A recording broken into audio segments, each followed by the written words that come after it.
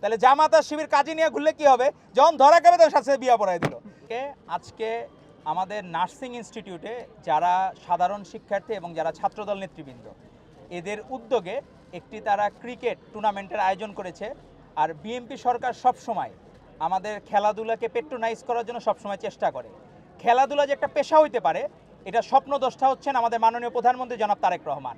যে খেলাধুলাকে পেশা হিসাবে এস্টাবলিশ করার জন্য উনি অবিরাম কাজ করে যাচ্ছেন এবং চতুর্থ শ্রেণী থেকে এরপরে পরবর্তীতে যে কোনো সময় চতুর্থ শ্রেণী বাধ্যতামূলকভাবে খেলাধুলাকে শিখতে হবে সবার। অন্তত বডিকে ফিট রাখার জন্য যতটুকু খেলাধুলা দরকার, এক্সেস কোনো কিছু না। এবং নতুন করি স্পোর্টসের মাধ্যমে, আগে তো নতুন করি হয়তো শুধুমাত্র সংস্কৃতির ক্ষেত্রে বিকাশের জন্য, কিন্তু এখন নতুন করি হবে এখন খেলাধুলায় বিকাশের জন্য। আমরা বাংলাদেশ যাতে জনাব তারেক রহমানের নেতৃত্বে ভবিষ্যতে আমরাও যাতে ওয়ার্ল্ড কাপ বিশ্বকাপ খেলতে পারি, ফুটবল ওয়ার্ল্ড কাপ যাতে খেলতে পারি, ক্রিকেটেও যাতে আমরা আরও ভালো করতে পারি, আমরা যাতে ওয়ার্ল্ড কাপ উইন করতে পারি, তার জন্য আমাদের কাজ করতে হবে, নিরন্তর সংগ্রাম করতে হবে।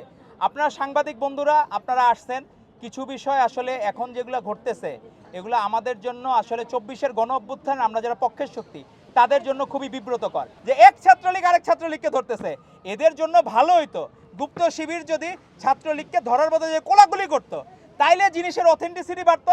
বাংলাদেশের মানুষ সাধারণ শিক্ষার্থীরা বিশ্বাস করতো যে হ্যাঁ এখন মঞ্চায়নটা ঠিক আছে, যে শিবির আর ছাত্রলীগ কোলাগুলি করতেছে। তো এরকম দৃশ্য আমাদের এবং সাধারণ শিক্ষার্থীদের মনে বিভিন্ন কিছু প্রশ্নের খোরাক যোগায়, যে আলটিমেটলি তারা আসলে নিজেদের অতীতে যে লিক করছে সেটাকে ধামাচাপা দেওয়ার জন্য তারা এইসব নাটক মঞ্চায়ন করতেছে এবং তারা চায় এইসব নাটকের মাধ্যমে এস্টাবলিশ করা তারা যে অতীতে মজলুম ছিল। আপনারা যে মজলুম ছিলেন এটা বাংলাদেশের মানুষকে আপনারা যদি জোর করেন তাও বিশ্বাস করবে না, কারণ হলে থেকে ছাত্রলীগ করে মজলুম হওয়া যায় না। এখন আর স্থলে তারা দেখা যায় না, রাজপথে দেখা যায় না। সে হেলিকপ্টারে করে আবু সাইদদের ইয়েতে গেছে, আমাদের ছাত্রদলের প্রেসিডেন্টও গেছেন, আমাদের ছাত্রদলের সেক্রেটারি গেছেন চিটাগাং।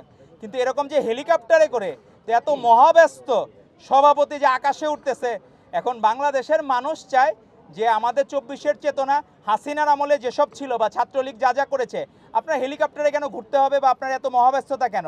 তো আমরা অনুরোধ করব আপনারা ওই আকাশে উড়েন। আর জামাত শিবির হলো কুকর্ম করে, বিভিন্ন জায়গায় পরকিয়া করে, এখন ধরা খাইলেই বলে হচ্ছে বউ। কি এক অদ্ভুত বিষয়। তো একটা দেখলাম যে একটা মিমস বানাইছে, একটা ট্রল দেখলাম যে আপনার সাথে কাজী নিয়ে ঘুরলে ভালো হয়। তাহলে জামাত আর শিবির কাজী নিয়ে ঘুরলে কি হবে? যখন ধরা খাবে তখন সাথে বিয়া পড়াই দিল। তো কি এক অদ্ভুত বিষয়। এরকম চাকরির বিনিময়ে আর কোনো বোনকে যাতে হেনস্থা না হইতে হয়, আর কোনো বোনকে যাতে এরকম অন্যায়ের যাতে শিকার না হইতে হয়, তো আমরা তাদেরকে অনুরোধ করব। আর শিবিরের ভাইদের অনুরোধ করব আপনারা আকাশ থেকে পাতালে নামেন, আর ছাত্রলীগের সাথে আর বেশি মেলামেশা করেন না। আপনাদের যে এসব অতীত ইতিহাস বাংলাদেশের মানুষ আর কখনোই নিষিদ্ধ ছাত্রলীগকে ফেরত চায় না। ধন্যবাদ আপনাদেরকে।